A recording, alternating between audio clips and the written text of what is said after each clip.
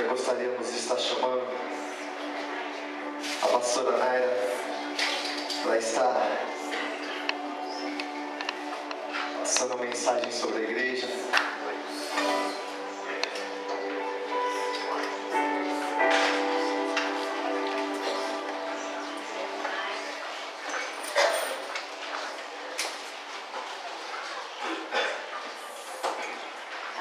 Meus queridos, nós vamos estar falando de um assunto muito atual, por isso eu queria orar antes, porque esse assunto envolve guerra, não é só um conhecimento e entendimento do tempo profético, mas é você saber o que você tem que fazer. Não adianta só você ter uma gama de informações se isso não servir para a tua vida, não é? Então, põe agora, levanta a tua mão direita em sinal de autoridade. Senhor, eu quero te louvar por estarmos aqui. Senhor, eis aqui o teu povo querendo entender o tempo profético. Por isso, agora, na autoridade do nome de Jesus, eu declaro que nós proibimos toda e qualquer tipo de interferência das trevas. E, Senhor, nós queremos clamar, Espírito Santo de Deus, que o Senhor possa nos dar armas, que o Senhor possa nos dar entendimento, discernimento, revelação, em nome de Jesus. Amém. Pode sentar. Eu acho que o arquivo vai ficar muito claro, né? Pelo menos aqui na frente. Isso.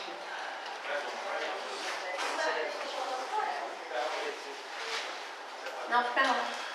Isso. Pode colocar.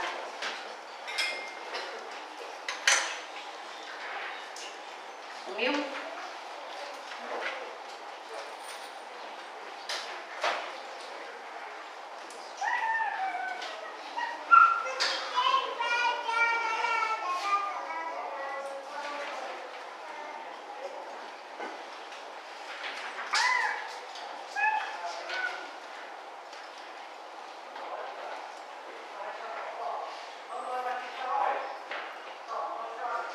Bom, a primeira coisa que você precisa entender é que tudo aquilo que é muito, por exemplo, o parto. Aqui, quantas mulheres já deram à luz? Levanta a mão. Então, você conhece a dor do parto. Você sabe que começa as contrações, só que horas antes você começa a ter dores semelhantes à da hora, do momento X. Então, mas é muito semelhante. O que a Bíblia nos fala é que, quando em 1 João nos fala, filhinhos é já a última hora. E como ouviste que vem o anticristo, também agora muito se tem feito anticristo por onde conhecemos que é já a última hora. É claro que os apóstolos, eles achavam que o momento que eles estavam vivendo era a última hora. Jesus deu alguns sinais para eles, e eles não entenderam que ainda todos os sinais não tinham sido cumpridos. Para eles o fato, mas pensa bem, você não pode condenar os discípulos que se tornaram apóstolos, porque eles viveram momentos acelerados. Eles viveram o que ninguém viveu durante 4.000 anos de humanidade, de Adão até eles. Ninguém tinha vivido tantos cumprimentos proféticos. Eles viveram o cumprimento profético de Jesus ter nascido, de Jesus ter se manifestado. Eles viveram todo o ministério de Jesus. Eles viveram intensamente a morte de cruz. Eles viveram a ressurreição. Puxa, quanta coisa que eles viveram. E não viveram só isso, ainda viveram outro cumprimento profético, que foi Pentecostes, que foi o Espírito Santo sendo derramado sobre eles, a promessa de Joel, capítulo 2. Então, para eles, eram tantos cumprimentos proféticos, tantas promessas, e eles falam, Jesus falou tanto dos últimos dias com eles, que para eles eram os últimos dias. Eles não atentaram em todos os avisos de Mateus 24 ou das parábolas, porque Jesus, ele falou muito sobre tudo que aconteceria nos últimos dias. Então eu queria que você abrisse comigo em Mateus 24 para você ver como muitas coisas os discípulos ainda não tinham vivido, e por isso não poderia ser a última hora para eles. mas que a última hora é para essa geração, isso nós não temos nenhuma dúvida. Mateus 24, Jesus foi para o lugar na sua última semana de vida. Ele subiu para Jerusalém para celebrar a Páscoa e também porque ali era o momento dele entregar a sua vida. Ele tinha que ensinar as coisas principais. Algumas coisas ele já tinha ensinado, outras as que ele tinha ensinado, ele iria expandir o ensino e outras ele repetiria para ficar muito firme aquilo que de mais importante na mente dos discípulos.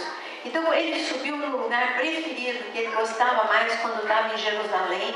Ele subiu ao Monte das Oliveiras, em Mateus 24, versículo 3. Veja que ele estava em Jerusalém, mas está escrito: no Monte das Oliveiras achava-se Jesus assentado. Quando se aproximaram dele, quem que se aproximou dele? Os discípulos. Não era a multidão. Isso não era assunto para a multidão. Jesus ensinou muitas vezes pregou, e aqui nos evangelhos faz bem a diferença entre o momento que ele ensinava e o momento que ele pregava, mas ele muitas vezes foi para as multidões, mas assuntos mais delicados, assuntos mais complicados, era reservado para os discípulos. E aqui era só assunto para os discípulos. E então se aproximaram dele os discípulos em particular e lhe pediram: diz-nos quando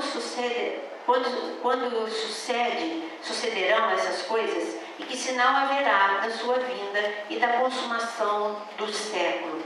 E ele lhes respondeu: vede que ninguém vos engane, porque virão muitos em meu nome, dizendo eu sou Cristo, e enganarão a muitos. E certamente ouvireis falar de guerras, rumores de guerra, ficou escuro mesmo aqui. Vede, não vos assusteis, porque é necessário assim acontecer, mas ainda não é o fim. Até aqui, quando ele disse ainda não é o fim, tudo isso os discípulos já estavam vivendo. Engano já tinha na época deles, guerra já tinha na época deles, mas Jesus falou: não, peraí, isso ainda não é o fim. Tem coisa mais específica para o tempo do fim. E ele continua: porquanto se levantará nação contra nação, reino contra reino, haverá fome, terremoto em vários lugares, porém tudo isso é o princípio das dores. E ele continua dizendo coisas que para os discípulos também era comum. Tinha tido já vários terremotos em Israel e haveria depois disso terremotos violentos, guerra de nação contra nação, isso era também comum para eles. Mas o que Jesus está falando aqui era terremoto em vários lugares. Ele está falando terremoto em Israel e demoraria muito tempo para ter outro terremoto. Ele estava falando terremotos como os que nós vemos hoje, da magnitude do que nós vemos e daquilo que a ciência anuncia, e ela prevê terremotos muito piores. Vocês estão numa terra em que vocês vivem essa realidade. Como Jonas, ele falou para o pastor Mário, para a pastora Suelen, eu também creio isso. O grande terremoto que eu sei da realidade de vocês, que a televisão, e todo informativo prepara o Japão para um terremoto muito maior do que o que vocês viveram anos atrás, e que nós estivemos aqui com vocês logo depois desse terremoto e da tsunami. Não, é algo muito maior que é anunciado, mas eu creio aquilo que o Jonas disse também, que isso vai ser para o tempo da tribulação e que vocês não vão viver isso. Eu creio. Você não crê, não? Porque aquele que crê vai ser preservado. Eu creio que vocês vão ser preservados. Nós oramos por isso. Temos convicção, assim como o grande terremoto anunciado para Los Angeles, nós também cremos que vai ser tudo isso que está. Se você ler Apocalipse, nós não vamos ter tempo de ver taças, selos, trombetas, mas se você vê, é ali que vão acontecer os piores. Mas nós já temos visto coisas. Você viu no Nepal, você viu no Equador, e você tem visto terremotos simultâneos, terremotos com um pequeno intervalo, em várias nações, em vários lugares. Guerra, nós sabemos que nunca teve tanta guerra como... É só você você vê a instabilidade, porque a gente vive, nós, né? Estou falando não vocês, nós que vivemos no Brasil, parece que tudo é muito distante. Mas quando você viaja para Israel, ou que você vai para algum lugar no Oriente Médio, você vê que aquilo é um caldeirão. Aqui é nação contra nação. O Estado Islâmico entrou para trazer uma grande instabilidade. Sempre teve uma instabilidade no Oriente Médio, mas agora está pior. Assim, quando você olha ao redor de Israel, você vê a Síria destruída, autodestruída, né? E você vê o mundo ao redor de Israel como um estopim. A qualquer momento, o que está anunciado em Ezequiel 38 vai acontecer. E o que é que está anunciado em Ezequiel 38? Em Ezequiel 38 não é a guerra do Armagedon, porque a diferença entre o que depois você leia na sua casa, Ezequiel 38, e você vai ver que ali fala de nações ao redor de Israel, só nações ao redor de Israel. Você vê nações do mundo árabe, principalmente, e hoje, se você olhar o mapa, você vê que Israel é completamente cercado. Você vê a África do Norte inteirinha muçulmana, você vê todos os países ao redor de Israel muçulmanos e querendo que Israel seja aniquilado, e você vê hoje uma Rússia mais ao norte interessada em que Israel seja destruído por ser uma competição com a produção de gás que eles produzem. Eles eram absolutos, eles não tinham concorrentes. E de alguns anos para cá, Israel descobriu fontes de gás e hoje Israel é um concorrente da Rússia. Se você olhar qual é o motivo de todas essas pessoas odiarem Israel, o motivo das nações ao redor de Israel é religioso. É simplesmente o ódio de Satanás contra Israel. Agora, o porquê da Rússia ter entrado aí no meio é simplesmente um interesse econômico. Mas o que eu quero te mostrar é que o cenário está totalmente preparado e armado para a batalha de Ezequiel 38, que anuncia que quando Israel se sentisse seguro, ela viria essa guerra contra eles, de todas as nações ao redor, e fala o nome delas, fala de Líbia, fala de Rússia, fala de nações muçulmanas se levantando contra Israel. A diferença entre essa batalha e a batalha do Armagedon é que a batalha do Armagedon fala que todas as nações se levantam contra Israel. Aí é diferente, não é nações no Oriente Médio, aí é nação de toda a terra, pessoas de toda a terra se levantam contra Israel. Entendeu a diferença? São dois momentos diferentes. Uma no final da tribulação e outra no início, antes da tribulação. Mas falar desses termos sem explicar para vocês a linha que nós estamos, vamos junto devagar para você entender. E aqui você tem liberdade para perguntar. Você não pode sair daqui com dúvida, porque é um assunto importante. Então você levanta a mão para você perguntar, porque é importante que você fique esclarecido. Vamos do momento em que, da cruz até aqui para a gente entender. Quando Jesus morreu na cruz, ali iniciou um momento precioso sobre a terra, que se chama Tempo da Graça. O que é o Tempo da Graça? O Tempo da Graça nem está lá nas 70 semanas de Daniel. O Tempo da Graça é o que a palavra diz mesmo.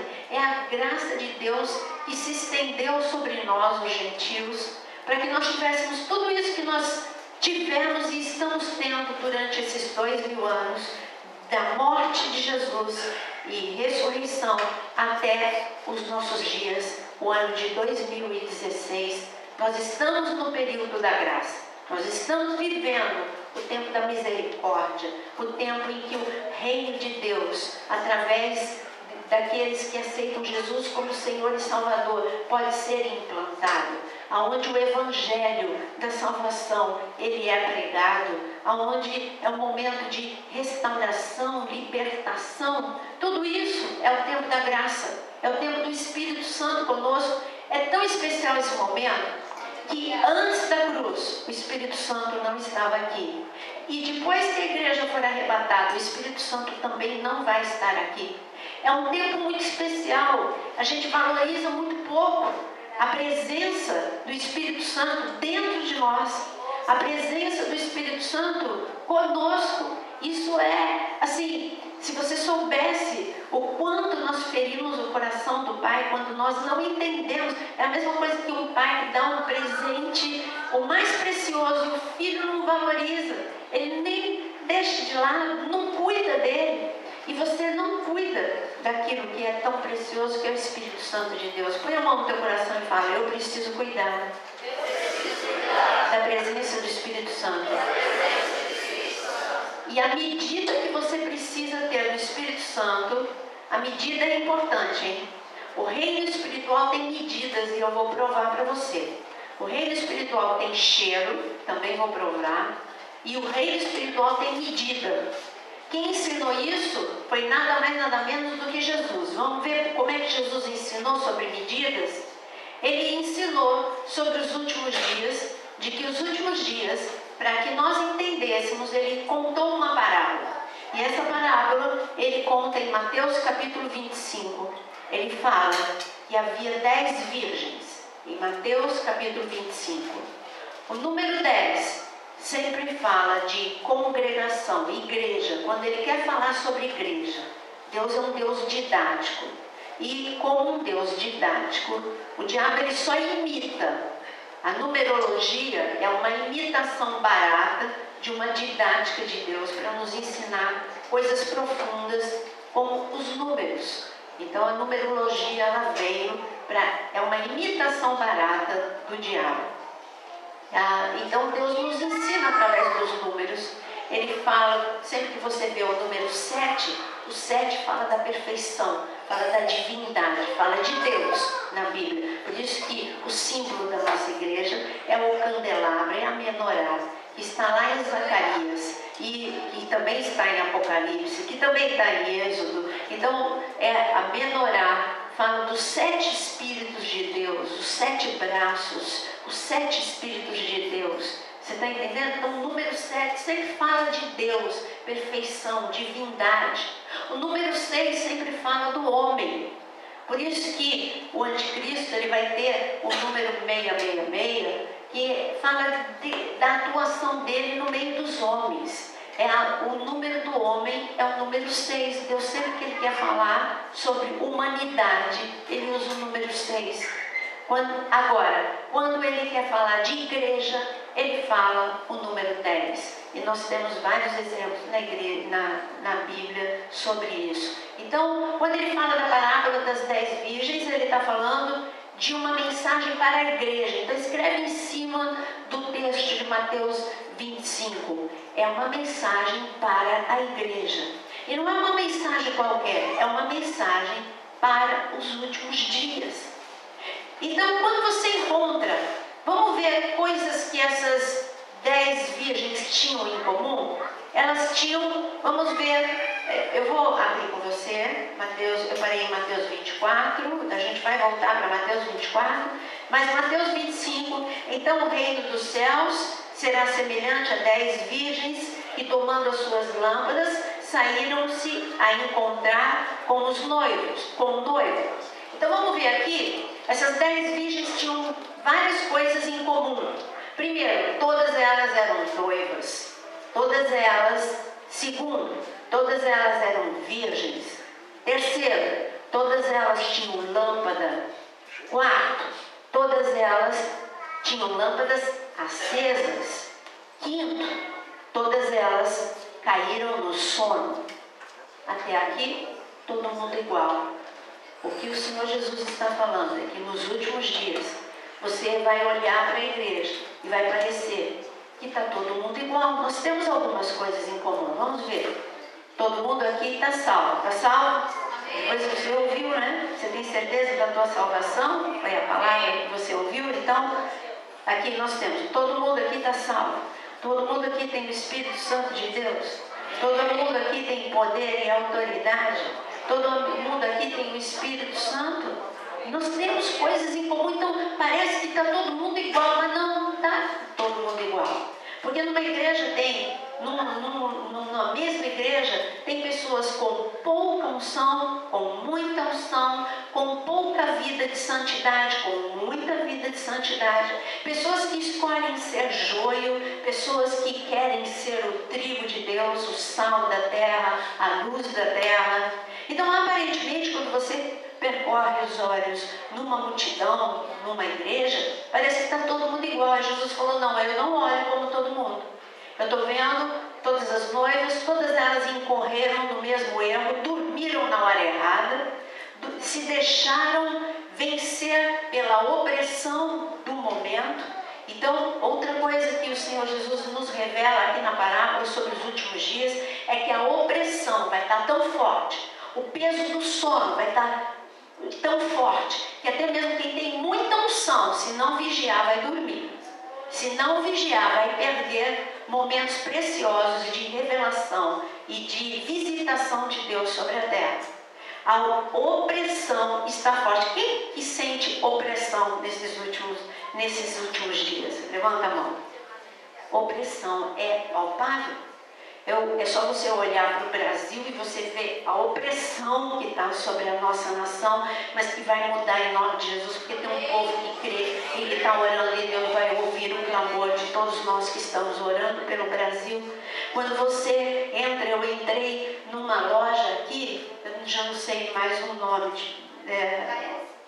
não é o KS, coisas usadas, mas não era por causa das coisas usadas, era por causa das coisas que tinha lá de ponto de contato.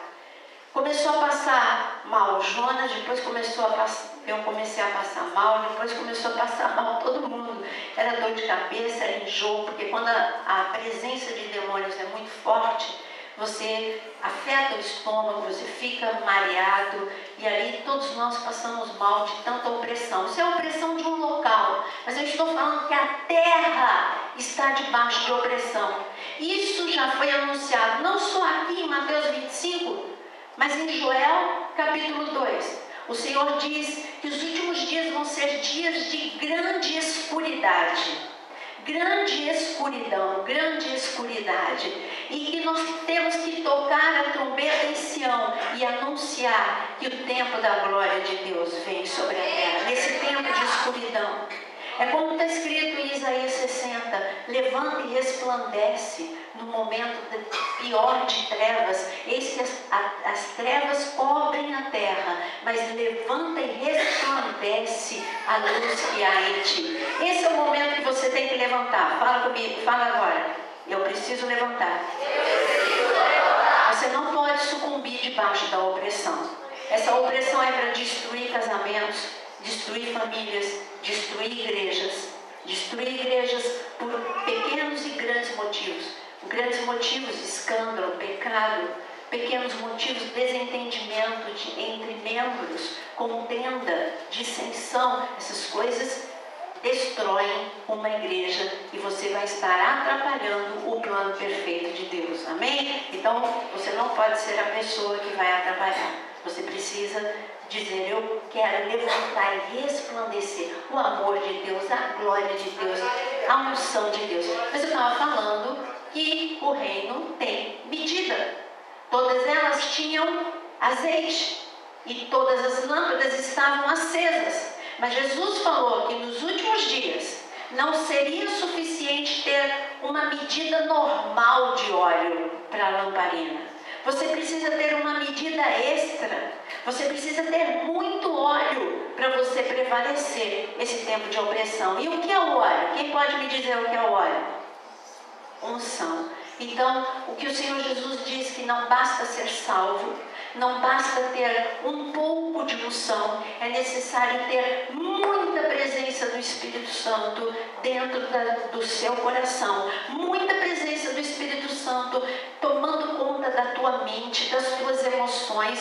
A tua carne não dominar. Você precisa ser um homem e uma mulher de Deus muito ungido para você prevalecer.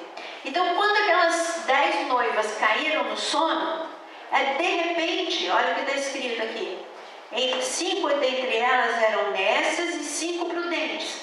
Versículo 3. As nécias, ao tomarem as suas lâmpadas, não levaram azeite extra consigo. No entanto, as prudentes, além das lâmpadas, levaram azeite nas vasilhas. E tardando o noivo, foram todas tomadas de sono, todas, e adormeceram. Mais da meia-noite, ouviu-se um grito: eis o noivo, saí ao seu encontro. E eu digo que você vai parar aqui no versículo 6. Se você me perguntar em que momento profético está a igreja, eu digo para você que você está exatamente no versículo 6. Um grito, porque, como eu posso dizer isso para você? Porque em Apocalipse, você vê que os 3 primeiros capítulos de Apocalipse é uma mensagem para as 7 igrejas. As 7 igrejas da última hora. Queria muito levar vocês para uma viagem que eu fiz há uns 3 anos atrás, levando um grupo lá para a Turquia. Hoje não está muito tranquilo para fazer essa viagem, né? Mas levando lá para a Turquia, e nós fizemos e percorremos as 7 igrejas. E ali nós estudamos em cada local a mensagem de Jesus. Não adianta você ficar estudando coisa que não tem a ver com você. Então, conhecimento intelectual não vai levar a gente a lugar nenhum. Então, nós estudamos a palavra de Deus para entender qual era a mensagem do Senhor para cada uma das igrejas, que são 7 mensagens para a igreja da última hora. Em cada uma dessas mensagens, termina com uma frase: aquele que tem ouvido. Vamos ver se você consegue terminar. Vamos lá, eu vou falar a frase e você vai repetir. Aquele que tem ouvido, ouça o que o Espírito tem a dizer à igreja. Aquele que tem ouvido, ouça o que o Espírito tem a dizer à igreja. Hoje o Espírito Santo está falando mais do que nunca, mas falta ouvido. Falta ouvido. À meia-noite teve um grito, e quem deu o grito foi o amigo do noivo. E quem é o amigo do noivo? O Espírito Santo, que está aqui preparando a igreja para que ela se encontre com o amado. Então, você tem que abrir os seus ouvidos. Será que você pode colocar a mão no seu ouvido? Senhor, em nome de Jesus, eu clamo para que todo ouvido, todo entorpecimento seja retirado e que todos possam ouvir a voz do Espírito, despertando aquele que dorme. Desperta tu que dormes, em nome de Jesus. Em nome de Jesus, haja avivamento na tua vida, avivamento individual. O avivamento sobre a nação do Japão virá depois que você viver um avivamento individual. O avivamento individual venha sobre a tua vida, em nome de Jesus. Amém? E nós estávamos conversando na hora, acho que foi na hora do almoço. Não teve almoço hoje, em algum momento. Foi em algum momento, na hora do café da manhã. Eu sabia que tinha comida. No café da manhã, a gente estava conversando sobre um pastor que eu e o pastor Fábio tivemos em comum, mas em momentos diferentes. Quando eu saí de São Paulo, ele foi para a igreja, né? Porque nós temos também idades diferentes. Então, mas eu vivi o grande avivamento daquele lugar. Isso no ano de 75, 76, um grande avivamento naquele lugar. Eu sei o que é avivamento e eu desejo o avivamento para o Japão. Eu quero ver com os meus olhos e ouvir notícias desse grande avivamento a começar por sua vida. Então vamos terminar aqui falando ainda de medida. Então se levantaram todas aquelas virgens, prepararam as suas lâmpadas. As nécias disseram aos prudentes: dai-nos do vosso azeite, porque as nossas lâmpadas estão se apagando. Grifa na tua Bíblia: a lâmpada está se apagando. Essa é a condição de muitas pessoas. A lâmpada ainda não apagou, mas está quase apagando. Você vive ainda com a unção de meses atrás, de ano atrás. e a lâmpada está apagando, você já não tem mais alegria para vir ao culto, você já não tem mais prazer de abrir a Bíblia e ler, porque não há mais revelação naquilo que você lê, virou letra, você parece que aquilo não te traz mais alegria, você não tem mais a alegria de estar orando, você nem sente, passa o dia na correria, você nem lembra de orar. Cuidado, todos esses sintomas que eu disse para você são sintomas de lâmpada se apagando. Porque quando você está avivado, quando você está cheio do óleo de Deus, você fica contando os dias para o próximo culto, você faz todo e qualquer tipo de sacrifício, como aquelas multidões faziam sacrifício para ouvir Jesus. Elas saíam de lugares distantes, andavam a pé, elas ficavam debaixo de sol, não tinha ar-condicionado, não tinha avião, não tinha carro, não tinha nenhuma das comodidades. Nós temos um guia lá em Israel, que ele não é um guia, ele é um mestre. E o Eli, eu espero que um dia vocês o conheçam, ele diz, essa é a geração mais mimada de todas as gerações. E essa geração é uma geração preguiçosa, e é verdade. Uma geração que pega um avião, chega em Israel, muitas vezes de ônibus, no ar-condicionado, reclama das distâncias ou reclama de alguma coisa, enquanto que Jesus fazia tudo aquilo com os discípulos e a multidão a pé e ninguém reclamava. Pelo contrário, seguiam Jesus por todos os lugares, por todas as aldeias, ficavam o dia inteiro ouvindo Jesus, sentado na grama, não era numa cadeira, não era com uma comodidade que você está aqui. Por isso, cuidado com a lâmpada apagando, grifa essa palavra para que você saiba que a tua lâmpada não pode se apagar. Mas as prudentes responderam, não, para que não nos falte a nós e a vós outras, ide antes aos que vendem e comprai. E saindo elas para comprar, chegou o noivo, e as que estavam apercebidas entraram com ele. Grifa outra palavra muito importante, as que estavam apercebidas. As que estavam apercebidas, e não só apercebidas, mas preparadas. Acrescenta essa palavra. As que estavam apercebidas, preparadas e com uma medida extra de óleo, essas puderam entrar com o noivo. Medida extra de óleo. Amém? Então você precisa de uma medida extra de óleo. Mas voltando aqui para o nosso slide. Israel é um relógio profético de Deus e centro, como está escrito em Ezequiel 5:5. Por que nós falamos tanto de Israel? Por um único motivo. Vamos ver. Quando te perguntarem por que a tua igreja ama Israel ou por que a tua igreja fala de Israel, você tem só algumas coisas para responder. Porque é o lugar que Deus escolheu, não só para todo o cumprimento profético, mas Ele escolheu para que Jesus nascesse, vivesse, manifestasse seu ministério, morresse, ressuscitasse. Ele escolheu esse lugar para Jesus voltar e pisar os seus pés no Monte das Oliveiras na sua segunda vinda. Você acha que esse lugar não é especial? Se Jesus nasceu, viveu, falou, é um metro quadrado, porque as palavras, elas não caem por terra, elas não morrem. Jesus mesmo disse, minhas palavras são espírito e vida, e o som já é provado cientificamente, o som ele fica, ele é liberado e ele fica. Então ali é o local onde o som da voz de Jesus foi liberado, onde o sangue de Jesus foi derramado, onde os passos de Jesus, ele deixou as marcas dos seus passos. Você quer mais motivo para aquele lugar ser importante? É o lugar que ele escolheu para todo o cumprimento profético. A batalha do Armagedon vai ser lá. Jesus vai voltar lá em Israel. Então é por isso a gente tem que entender. Você quer entender o tempo que você está vivendo? Olha para Israel. Está complicado Israel. E eu sou Israel espiritual.